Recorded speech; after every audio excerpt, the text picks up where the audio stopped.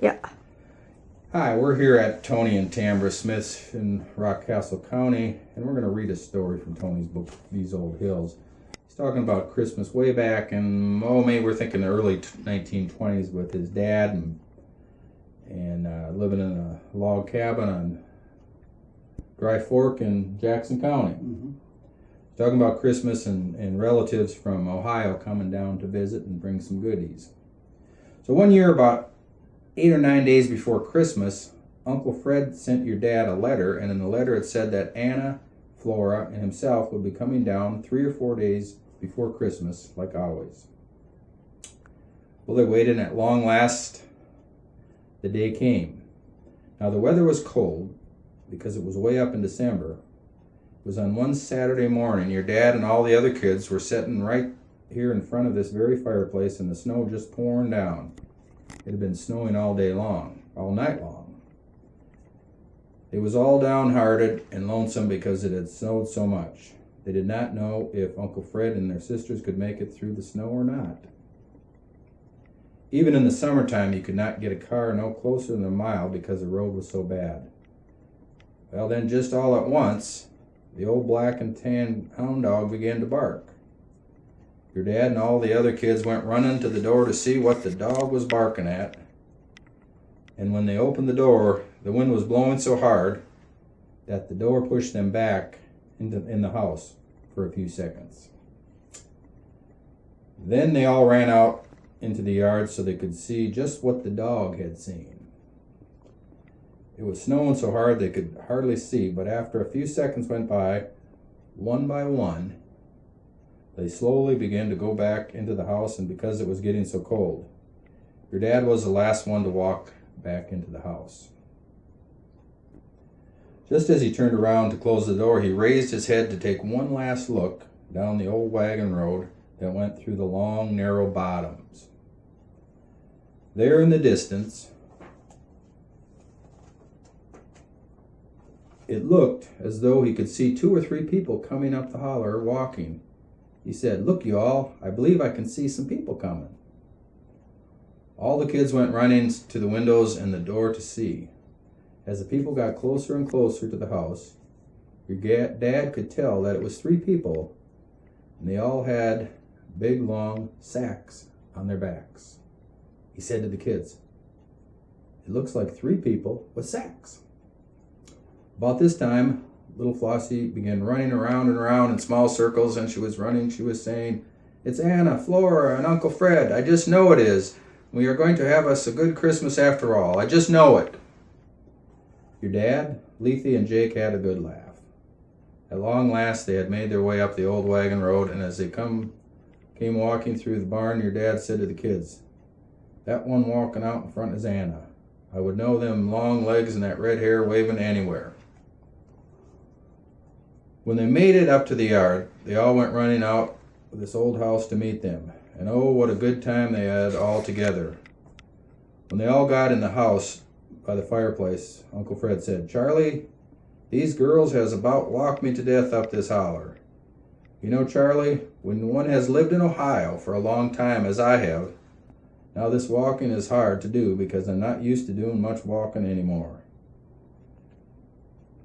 Your dad said, "But we still do a lot of walking around here, Uncle Fred." Anna and Flora began getting into the long sacks that they had brought with them. They began to get stuff out to cook in the big black kettle that hung over the fireplace. It was not too long until they had a good big dinner cooked up. They all sat at the long wooden table that their dad had made many years ago. They all eat until they were about busted. Okay, I'll read some more here. Just press the red button.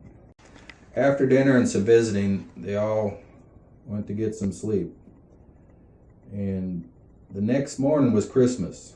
Letha, Jake, and little Flossie could no longer wait, so they got up out of the bed before anyone else and went running into the big bed where Anna and Flora were sleeping and began to shake Anna.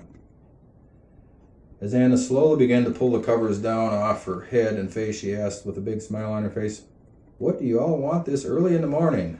Jake said, "Well, Anna, you said you and Flora had something for us, and you said we could have it this morning. Anna pulled off the cover of Flora and said, Flora, I guess we should get up. There's 2 sisters and 2 brothers here, and I don't believe they can stand to wait any longer. So Anna and Flora got up out of the bed and said, now we got to get Uncle Fred and Charlie up out of the bed before anyone gets anything. After they was all up and sitting in front of the old fireplace, Anna and Flora went back in the bedroom and got 2 of the long sacks that they had brought with them. They packed them into the living room and began to slowly reach down into the long sacks and hand out Christmas presents, and they was wrapped up in the prettiest paper they had ever seen before. Your dad got him 2 pairs of overalls and a pair of work boots, and boy was he happy to get them. Jake, he got him the same thing, and he was happy too. Letha, she got 2 new dresses and some new shoes, and so did little Flossie. Little Flossie also got her a little doll with brown curly hair, and it had a long blue dress and blue eyes. Boy, was little Flossie ever happy. They was all happy. Then Anna went and got the other long sack, and she had all kinds of nuts, apples, and oranges to eat, and so they did, and oh, what a time they all had together that Christmas. Yeah. That afternoon, your dad went out to the smokehouse and got a big mess of mutton meat, and Anna cooked the mutton and some taters in the black kettle that hung over the fire in the fireplace. She also baked cornbread in the Dutch oven and hot ashes that was in the fireplace. For dinner that cold, snowy day, they had mutton, taters, cornbread, and onions to eat, and hot coffee to drink, here at this old house in this deep holler of Jackson County.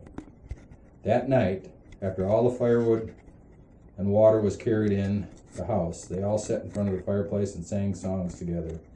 They drank hot tea that Anna had brought with her from Ohio.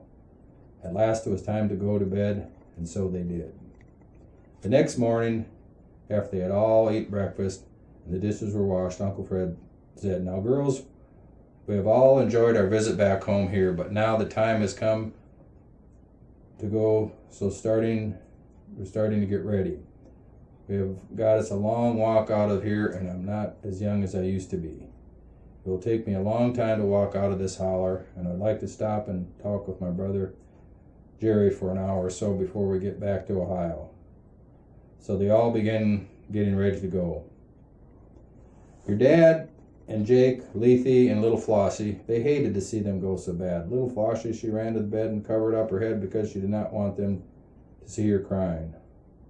Uncle Fred, seeing how hard little Flossie was taking it because they were leaving, he went over to the bed where little Flossie was laying and said in a low voice to Flossie, now you know you don't have to have a car to come to my house in Ohio.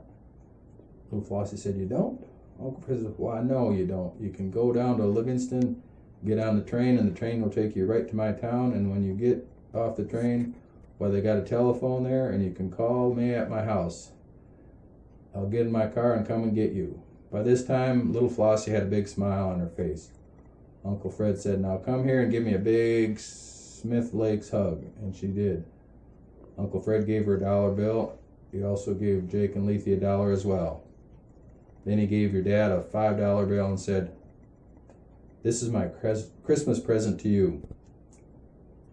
Your dad gave Uncle Fred a big hug as they were getting ready to walk out the door. He looked at Anna and said, now, Anna, you bring your boyfriend down and let me meet him. See what kind of fellow he is. He may be just the right one for you. Why, you don't keep him hid away. Okay. By this time, Uncle Fred was standing way out in the yard, waiting on Anna and Flora to come on. So as Anna and Flora went out to the door, your dad, Jake, Lethe, and little Flossie all walked out the door with Anna and Flora. They all said their goodbyes, and they all began their long walk back down the deep holler.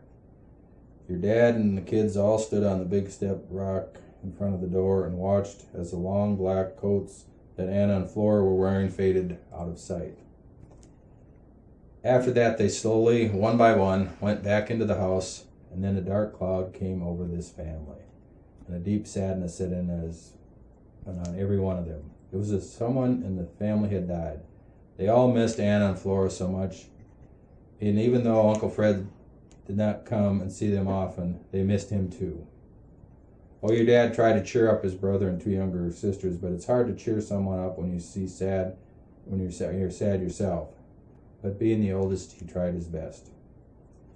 In a few days, your dad was back to work, and Lethe, Jake, and the little Flossie was going back to school and doing their work at home like always.